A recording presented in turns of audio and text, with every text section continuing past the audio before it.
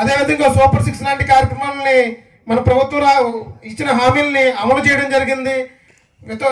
Pensions విషయంలో కానీ, ఉచిత గ్యాస్ విషయంలో కానీ, రోడ్ల విషయంలో కానీ, శానిటేషన్ విషయంలో కానీ, అలాగే అదేవిధంగా మహిళలకు ఉచిత ఫ్రీ బస్ విషయంలో కానీ మన ఏదైతే కూటమి ప్రభుత్వం నాడు అధికారంలో ఎలక్షన్కి వెళ్ళే ముందు మనం ఇచ్చిన హామీలని ఒక్కొక్కటి నెరవేర్చుకుంటూ వచ్చాం.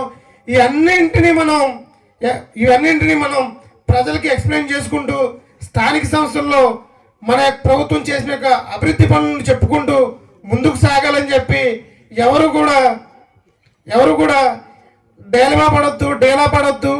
ఏదైతే ఇంతకుముందు మనం లాస్ట్ ఇయర్ ఎలక్షన్లో చేసామో దానికి ఇప్పుడు రెండింతలు కష్టపడాల్సి వస్తుందండి. ఒక ఎమ్మెల్యే ఎలక్షన్ వేరు, పంచాయతీ ఎలక్షన్ వేరు, ఎంపీటీసీ ఎలక్షన్ వేరు, జడ్పీటీసీ ఎలక్షన్ వేరు. ఎందుకంటే మనం నియోజకవర్గ స్థాయిలో జరిగినప్పుడు, అసెంబ్లీ ఎలక్షన్ జరిగినప్పుడు నియోజకవర్గం ఒక యూనిట్గా ఉంటుంది. పంచాయతీ ఎలక్షన్ జరిగినప్పుడు వార్డుకి ఇడిపోద్దండి. ఒక వార్డులోనే అన్నయ్య పోటీ చేస్తే ఇంకో వార్డులో అదే వ్యక్తి మీద తమ్ముడు పోటీ చేయాల్సి వస్తుంది.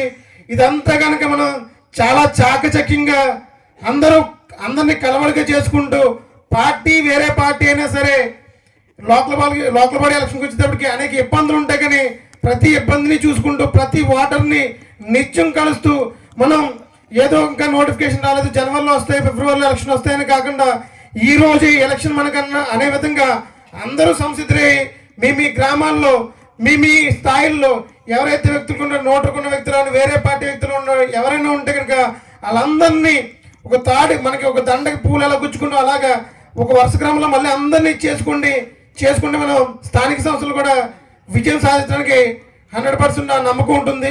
అదేవిధంగా ఇంకొకటి ఏంటంటే మనకు జాయినింగ్లు అనేవి కూడా మనకు పోయిన తర్వాత పెద్దగా లేవు కాబట్టి జాయినింగ్స్ మీద ప్రతి ఒక్కళ్ళు ప్రతి గ్రామాల్లోని ప్రతి మండలంలో అందరూ కూడా జాయినింగ్స్ మీద దృష్టి పెట్టండి. అదేవిధంగా జనసేన పార్టీలో మన నియోజకవర్గంలో సీనియర్ నాయకులు ఉన్నారు, కొత్తగా వచ్చిన నాయకులు ఉన్నారు, అదేవిధంగా ఇప్పుడు వస్తున్న నాయకులు ఉన్నారు.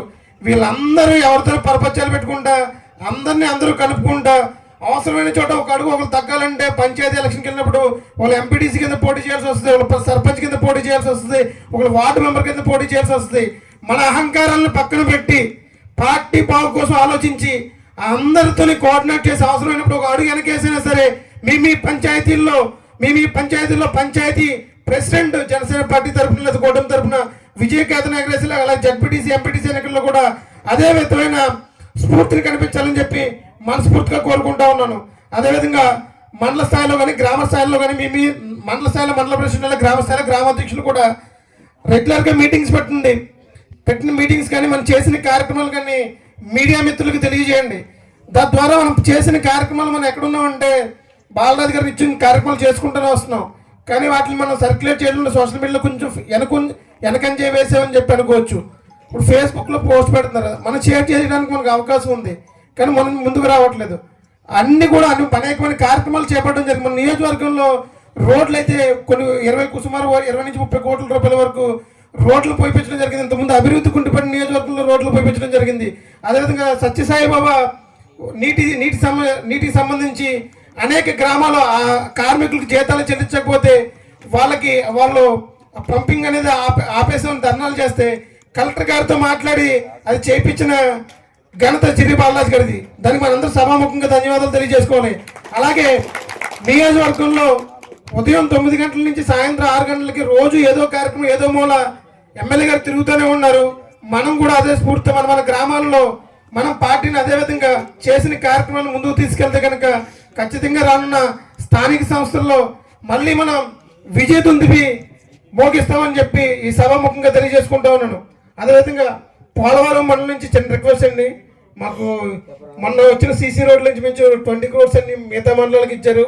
మాకు ఈ రానున్న దాంట్లో ఖచ్చితంగా రోడ్స్కి మా మండలానికి ప్రయారిటీ ఇవ్వాల్సిందిగా ఎమ్మెల్యే గారిని సభాముఖంగా రిక్వెస్ట్ చేసుకుంటాను.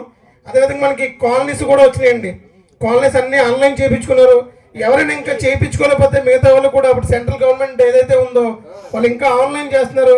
ఎవరైనా మిస్ అయితే కనుక మీ స్థానికులు ఏమైనా కాలనీ కట్టుకున్నప్పుడు మొన్నటి వరకు అప్లై చేసుకోలేకపోతే సెంట్రల్ గవర్నమెంట్ ద్వారా అది కూడా ఉంది కాబట్టి ఆ కాలనీస్ కూడా వాళ్ళకి అప్లై చేయడం, ఎవరికైనా ఏదైనా సాయం ఉందంటే కనుక కూడబడి వెళ్ళి ఎంఆర్ఓ గారికో ఎంపీడీఓ గారికో లేకపోతే అక్కడ ఉన్న సెక్రటరీ గారికి ఏదైనా సమస్య ఉంటే సమస్య మీద మీరు ముందుకెళ్ళి పని చేయించండి.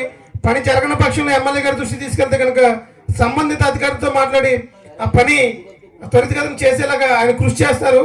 ఆ విధంగా అందరూ కృషి చేసి మన పోలవరం నిజం కూటమి తరపున అనేక మంది ఎంపీటీసీలు జడ్పీటీసీలు పంచాయతీ సర్పంచుల్ని మన నియోజకవర్గంగా కానుక ఇవ్వాలని చెప్పి ఈ సభాముఖంగా తెలియజేసుకుంటూ సెలవు తీసుకుంటున్నాను. జై హింద్, జై జనసేన. పోలవరం నియోజకవర్గ ఎమ్మెల్యే గారు చిర్రి బాలరాజు గారి ఆధ్వర్యంలో రానున్న కాలంలో మనం స్థానిక సంస్థల ఎలక్షన్కి వెళ్తున్నాం. ఆ ఎలక్షన్ సంబంధించి ఎటువంటి నిర్ణయాలు తీసుకుంటే మన పార్టీ ఎలా అయితే ఈ నియోజకవర్గంలో విజయం సాధించిందో అదేవిధంగా స్థానిక సంస్థల్లో పంచాయతీల్లో అయితేనేమి, ఎంపీటీసీ అయితేనేమి, జడ్పీటీసీ ఎలక్షన్లో అయితేనేమి విజయ దుందుపి మోగించడానికి మీ అందరి సూచనలు సలహాలు ఇవ్వమని చెప్పి ఈరోజు అడగడం జరిగింది. మొట్టమొదటిగా మనం చెప్పుకోవాల్సింది ఏంటంటే పోలవరం నియోజకవర్గంలో జనసేన పార్టీ నగ్గుద్దని చెప్పి ఏ ఒక్క సర్వే చెప్పలేదు, ఏ ఒక్క రిపోర్ట్ చెప్పలేదు, ఏ ఒక్క నాయకుడు చెప్పలేదు. కానీ కార్యకర్తలు నాయకులు అందరూ ఏదో సొంత ఇంట్లో కార్యక్రమం అన్నట్టు ఎలక్షన్కి ప్రచారం చేసి మీ స్థాయిలో మీరు అందరూ కష్టపడి పనిచేయడం వల్ల ఈ పోలవరం నియోజకవర్గంలో మనం అత్యంత మెజార్టీతో ఈ సీటు కైవసం చేసుకుండి మనల్ని విమర్శించిన ప్రతి ఒక్కరికి చెంపపట్ల ఈ నియోజకవర్గాన్ని, ఈ నియోజకవర్గ విజయాన్ని అందించాం.